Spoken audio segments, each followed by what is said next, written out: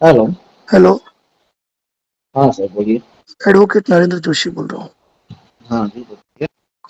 हूँ। शुभ नाम आपका? अनिमेश रॉय। क्या नाम सर? अनिमेश रॉय। कौन सी कंपनी से? मनी बॉक्स से क्रेडिट मनी मैनेजर बॉक्स से? हूँ जी। मतलब मनी बॉक्स से, ये थर्ड पार्टी है? मनी बॉक्स से क्रेडिट मैनेजर बात कर रहे हैं। बताइए क्या दिक्कत है? नहीं ये जो लेटर भेजे हैं, हम्म। ठीक है सर, कोई मतलब ही नहीं है इस तरीके से। क्या एजुकेशन है सर आपकी? एजुकेशन में तो इंजीनियरिंग किया हुआ है। इंजीनियरिंग किया ना? तो अगर मान लो किसी आदमी का ईसीएस बाउंस होता है तो आप सेक्शन 25 का नोटिस भेजते हैं। हम्म, चेक बाउंस देखते होगा हैं। तो 138 का नोटिस भेजोगे। ठीक है ठीक है।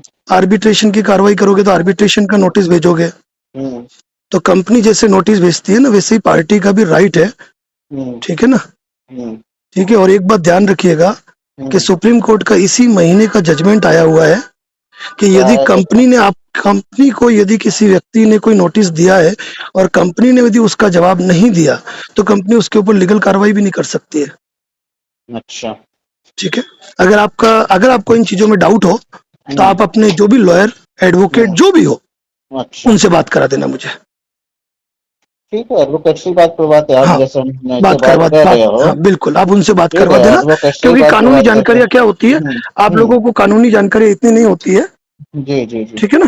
तो उसके हिसाब से एक बात हमेशा ध्यान रखना हम्म कि जब किसी व्यक्ति ने कंपनी को कोई नोटिस जारी किया है तो नोटिस में उल्लिखित तथ्यों के आधार पर कंपनी हम्म। को उसका जवाब देना जरूरी होता है।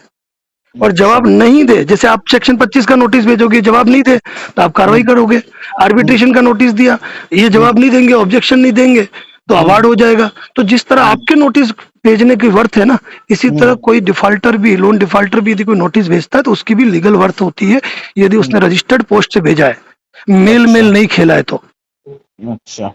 ठीक है। चलिए ठीक है।